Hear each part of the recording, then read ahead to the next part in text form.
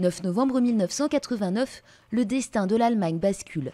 Depuis plusieurs mois, des manifestations pacifiques enflamment l'Est et font vaciller le régime.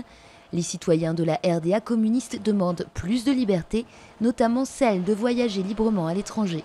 Une liberté qui leur est finalement accordée un jeudi soir d'automne.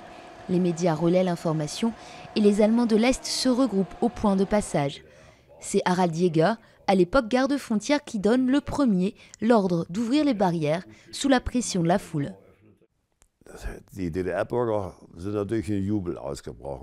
Bien sûr, les Allemands de l'Est ont chanté victoire. Je n'avais jamais vu une telle euphorie. Mais pour nous, c'était surtout notre monde qui s'écroulait. C'est la chute du mur de Berlin. Un mur qui divisait le pays et les familles depuis 1961, gardé tout au long de ses 160 km.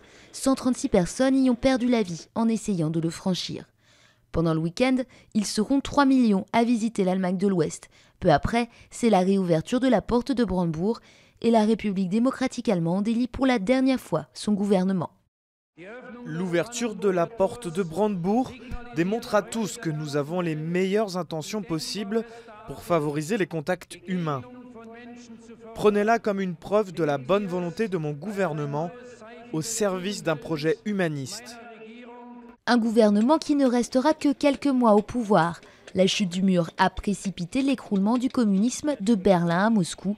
Helmut Kohl, chancelier de l'Ouest, mène le processus de la réunification des deux Allemagnes tambour battant, une rapidité qui surprend le monde entier. Nous étions surpris par la rapidité de l'éclatement. Mais cela montre simplement qu'un État ou une société qui n'est pas basée sur nos principes de l'Ouest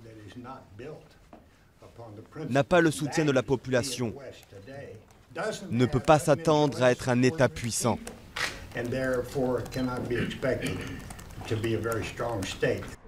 Aujourd'hui, le mur de Berlin est une pièce de musée qui fait le bonheur des touristes et l'Allemagne est devenue la 4e puissance économique mondiale. À l'image de sa chancelière, grandie à l'Est, est devenue incontournable dans le jeu politique mondial.